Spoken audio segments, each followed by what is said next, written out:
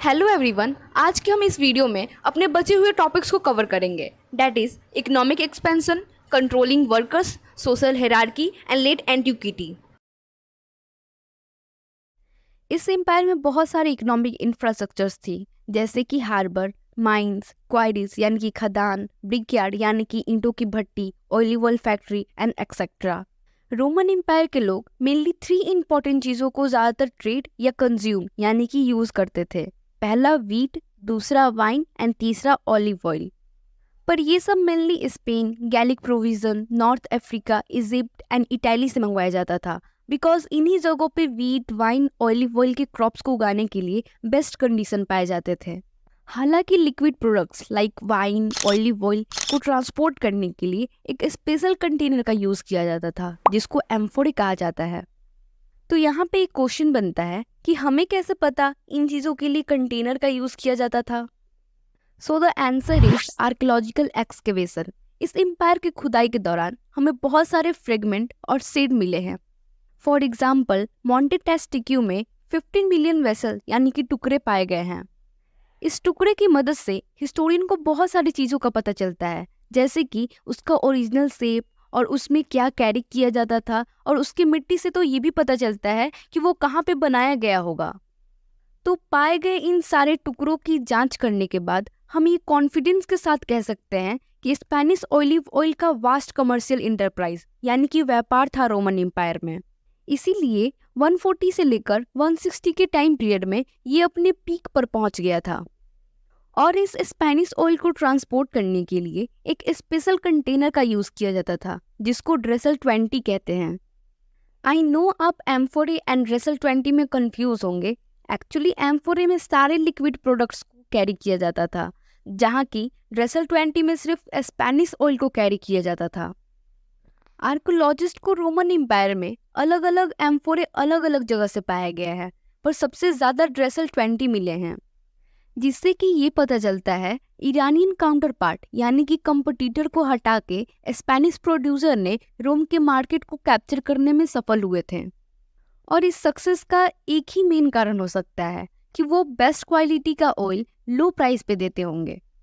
अगर हम इसे अच्छे से समझने की कोशिश करें तो हमें ये समझ में आएगा कि अलग अलग रीजन के बड़े लैंड ओनर थे, वो अपने गुड्स को बेचने के लिए और मेन मार्केट पे कंट्रोल करने के लिए आपस में ही कंपटीशन करते रहते थे।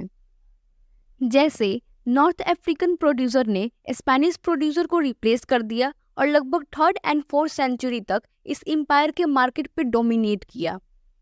फिर बाद में आफ्टर 425 ईस्ट वाले ने नॉर्थ अफ्रीका की डोमिनेंस को हटा दिया। And later 5th and 6th century में Aegean, Turkey, Syria and Palestine major exporter बन गए वाइन एंड ऑलिव ऑयल का। और किसी भी इंडिविजुअल रीजन का प्रोस्पेरिटी बढ़ेगा कि गिरेगा, इस बात पे डिपेंड करता था कि how effectively they could organise the production, transport of particular goods and quality of those goods. हमारे नेक्स्ट पैराग्राफ में ये बताया गया है कि रोमन एम्पायर में बहुत सारे ऐसे रीजन थे जहाँ की लैंड बहुत ही फर्टाइल थी। For example, Strabo and Pliny के अकॉर्डिंग इटली में कैंपेनिया, सिसिली, इजिप्ट में Fayum, Galilee, Gaul and Baetica, ये सारे region densely settle and wealthiest part थे इस एम्पायर के। इसीलिए इन सारे जगहों से बहुत सारी चीज़ें भी मंगवाई जाती थी, जैसे कि बेस्ट क्वालिटी ऑफ वाइन कैंपेनिया से मंगवाया जाता था, सिसिली एंड बेल्जियम से बड़े मात्रा में गेहूं मंगवाया जाता था, गैलीली से फूड प्रोडक्शन को मंगवाया जाता था, एंड स्पेन से स्पेनिश ऑयल को। इसके अलावा इस एम्पायर में कुछ ऐसे भी रीजन थे जो कि लेस एडवांस थे। For example, north Africa, because यहाँ पे ट्रांसहुमेंस यानी कि चरवाहे लोग रहते थे। जैसे जैसे रोमन स्टेट एक्सपेंड होते गया, इनकी कम्युनिटी एंड मूवमेंट दोनों ही रिड्यूस हो गए। And second less advance state था नॉर्थ स्पेन। यहाँ के लोग कैल्टिक लैंग्वेज को बोलते थे और हिल के टॉप पे रहते थे, जिसको कैस्टेला कहा जाता था। पर इस बात का ध्यान रखना कि भले ही रोमन एम्पायर एंशिएंट वर्ल्ड में एग्जिस्ट करता था, पर इसका मतलब ये नहीं कि वो लोग बैकवर्ड एंड प्रिमिटिव थे, बल्कि ये लोग mining technology, hydraulic mining techniques, commercial and banking networks, use of money, इन सारी चीज़ों से परिचित थे। इसके साथ ही हमारा ये वाला टॉपिक ख़त्म होता है। अब हम अपने नेक्स्ट टॉपिक को देखेंगे जो कि है कंट्रोलिंग वर्कर्स।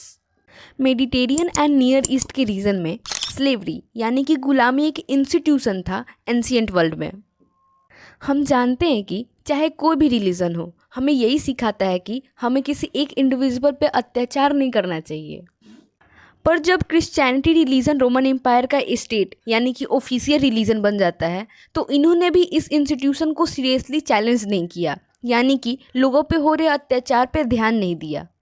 पर अब ध्यान से देखोगे तो रोमन एम्पायर का ज़्यादातर इकोनॉमी इन्हीं स्लेव की वजह से चलता था। और ऐसा हम इसलिए कह सकते हैं क्योंकि अगस्तस के टाइम पीरियड में टोटल 7.5 मिलियन पॉपुलेशन था, पर इसमें से 3 मिलियन तो सिर्फ स्लेव ही थे। फिर हमें ये बताया गया है कि स्लेव एक इन्वेस्टमेंट था जिसको लोग अपना पूंजी लगा कर खरीदते थे। पर कम से कम एक एग्रीकल्चर राइटर ने तो लैंड ओनर को ये सलाह दिया ही था कि वो इन स्लेव्स का यूज़ ना करे। ऐसा नहीं है कि इन राइटर को उनके प्रति सिंपैथी यानी कि मोह दया आ रही थी, बल्कि इनके पीछे उनका एक हार्ड इकोनॉमिक कैलकुलेशन था। अगर आप रोमन एम्पायर के अपर क्लास को देखोगे तो वो बहुत ही ब्रूटल होते थे toward their slaves, but ordinary people compassion यानी कि मोह दया रखते थे उनके प्रति।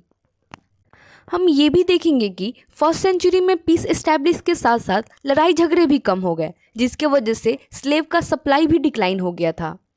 पर स्लेव के डिक्लाइन होने से ऐसा तो है नहीं कि उनका काम भी घट जाएगा। इसीलिए जो यूज़र ऑफ स्लेव यानी कि जो लैंड ओनर थे, उन्होंने 2 सॉल्यूशन निकाला इस चीज़ का। पहला, slave breeding. Actually slave breeding में फीमेल स्लेव्स एंड उसके पार्टनर को इनकरेज किया जाता था फॉर द मोर चिल्ड्रंस, जो कि ऑफ कोर्स आगे जाके स्लेव ही बनेगा। एंड सेकेंड, वेज लेबर, जिसमें उनके काम के बदले में उनको वेतन दिया जाता था। क्योंकि इनके लिए स्लेव लेबर का ज़्यादातर इस्तेमाल करना एक्सपेंसिव हो जाता था, इसलिए उन्होंने पब्लिक वर्क्स के लिए फ्री लेबर यानी कि वेज लेबर का यूज़ करने लगे। और ये इनके लिए एक्सपेंसिव इसलिए हो जाते थे क्योंकि इन लेबर के पूरे साल के भोजन को देना पड़ता था और उनके अन्य खर्च को भी उठाना पड़ता था। इसके अलावा जो स्लेव्स अपने मास्टर के द्वारा फ्री कर दिए जाते थे, उनको मास्टर अपनी ओर से व्यापार चलाने के लिए कैपिटल यानी कि पूंजी दिया करते थे। यहाँ तक कि कभी कभी वो अपना पूरा कारोबार ही सौंप देते थे उनको। यहाँ तक कि रोमन एग्रीकल्चर राइटर ने मैनेजमेंट ऑफ लेबर पे बहुत ध्यान दिया। साउथ स्पेन से आए हुए कोलुमेला नाम के राइटर ने लैंड ओनर को एडवाइस दिया था कि उनको अपने ज़रूरत से दुगना संख्या में इम्प्लीमेंट्स एंड टूल्स का स्टॉक रखना चाहिए ताकि प्रोडक्शन लगातार होता रहे। और वहाँ के एम्प्लॉयर्स के बीच में एक प्रिजप्शन यानी कि धारणा थी कि बिना सुपरविज़न यानी कि निरीक्षण के कोई भी काम नहीं करवाया जा सकता। इसीलिए फ्री वर्कर एंड स्लेव दोनों पे ही सुपरविज़न रखना बहुत ही इम्पॉर्टेंट माना जाता था। तो इस सुपरविज़न को इजी बनाने के लिए वर्कर्स को स्मॉल टीम्स में बांटा जाता था। तो कोलुमेला ने स्क्वायर ऑफ 10 यानी कि 10 लोगों का ग्रुप बनाया और ये दावा किया कि इन स्मॉल ग्रुप्स के मदद से यह बताना आसान हो जाता है कि कौन काम कर रहा है और कौन नहीं। पर प्लानी द एल्डर, जो कि नेचुरल हिस्ट्री के फेमस ऑथर थे, उन्होंने ये कहा कि स्लेव गैंग बहुत ही बेकार तरीका है प्रोडक्शन को ऑर्गेनाइज करने का, क्योंकि अक्सर इन वर्कर्स के पैरों में जंजीरें डालकर रखा जाता था। अभी तक हमने तो पीजेंट वर्कर के बारे में समझा, पर अब हम लोग देखेंगे कि जो फैक्ट्रीज में काम करने वाले वर्कर्स थे, उन पे तो इनसे भी ज़्यादा टाइट कंट्रोल रखा जाता था। जैसे कि प्लानी द एल्डर ने फ्रैंकिनेंसिस फैक्ट्री यानी कि परफ्यूम के फैक्ट्री में काम कर रहे वर्कर्स की कंडीशन को बताया है। सो बेसिकली इन वर्कर्स को काम करने से पहले एक यूनिफॉर्म पहनना पड़ता था जिस पे फैक्ट्री का मोहर रहता था और एक मास्क जो कि उनके हेड से कनेक्टेड था। और जब इनका काम खत्म हो जाता था तो उनको ये सब उतारना पड़ता था। फिर हमें एक लॉ के बारे में बताया गया है, अ लॉ ऑफ 398। इसके मुताबिक वर्कर के बॉडी पे मार्क या फिर साइन बनाया जाता था ताकि ये वर्कर्स जब फैक्ट्री से भागकर कहीं छुप जाए तो उनको पहचाना जा सके। इसके बाद हमें एक कॉन्ट्रैक्ट के बारे में बताया गया है जो कि प्राइवेट एम्प्लॉयर्स एंड वर्कर्स के बीच में होता था, जिसको डेप्थ कॉन्ट्रैक्ट कहा जाता है।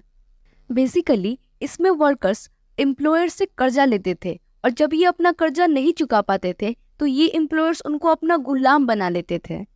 तो 2nd सेंचुरी में आए एक राइटर ने ये बताया है कि इसी तरह थाउजेंड्स ऑफ पीपल इस कॉन्ट्रैक्ट में फंस गए थे, फ्री होने के बावजूद भी।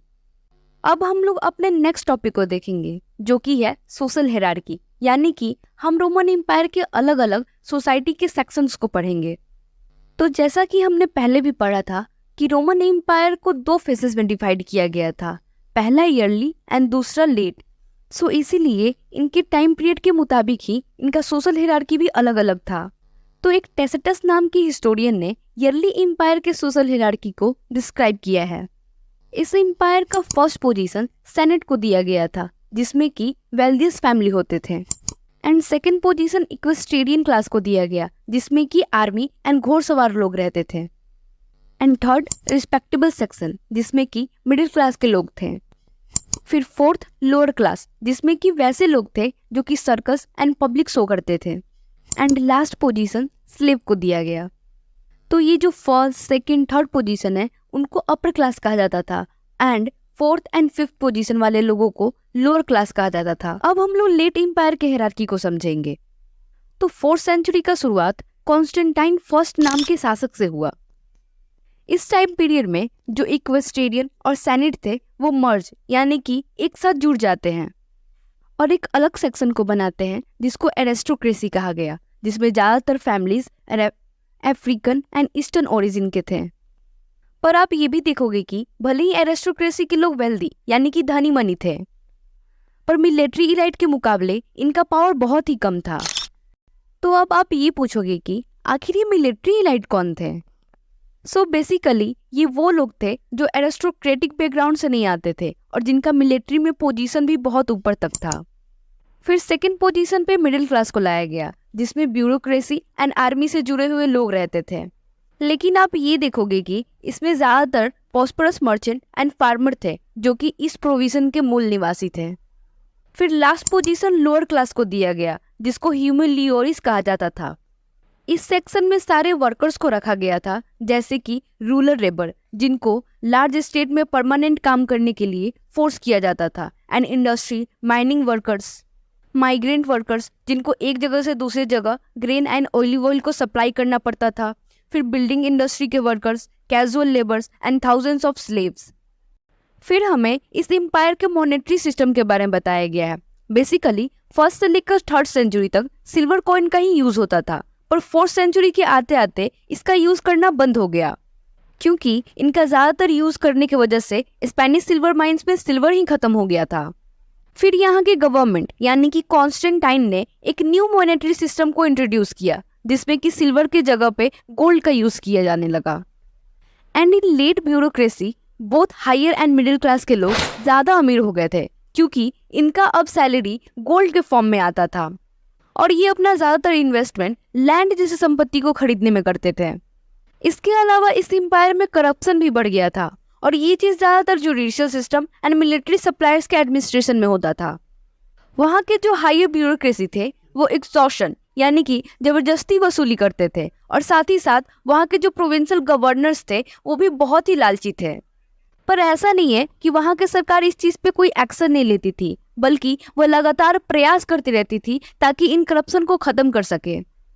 और ऐसा हम इसलिए कह सकते हैं क्योंकि वहाँ पे बहुत सारे लॉज मिले हैं हमें, जिनमें ये दिखाया गया है कि लोग जैसे कि हिस्टोरियंस एंड अदर मेंबर्स ने ट्राई किया था इस प्रैक्टिस को ख़त्म करने का। और ये जो क्रिटिसिज्म स्टार्ट हुआ, इस एम्पायर का ये रिमार्केबल फीचर था। एक्चुअली रोमन स्टेट एक तानाशाही रिजिम पर आधारित था, और ऐसा कभी कभार ही होता था कि इन विद्रोह को टॉलरेट यानी कि बर्दाश्त किया जाता था। आमतौर पर गवर्नमेंट इन प्रोटेस्ट का आंसर वायलेंस तरीके से देती थी, स्पेशली इस स्टेट में सिटी में रहने वाले लोगों को, जो कि अक्सर एम्पायर का मजाक उड़ाया करते थे। अब हम अपने लास्ट टॉपिक को पढ़ेंगे, जो कि है लेट एंटिक्विटी। एक्चुअली इस एम्पायर के फैसिनेटिंग पीरियड की इवोल्यूशन यानी कि डेवलपमेंट एंड ब्रेकअप यानी कि फॉल को बताने के लिए लेट एंटिक्विटी टर्म का यूज किया गया है। इस एम्पायर के 4th सेंचुरी में बहुत सारे कल्चरल एंड इकोनॉमिकल चेंज हुए थे। तो अगर हम कल्चरल लेवल पर देखें तो 2 मेन डेवलपमेंट हुआ था रिलीजियस लाइफ में। पहला कि कॉन्स्टेंटाइन नाम के एम्पायर ने क्रिश्चियनिटी रिलीजन को ऑफिशियल रिलीजन बना दिया, और दूसरा 7th सेंचुरी में इस्लामिक रिलीजन का राइज होने लगा।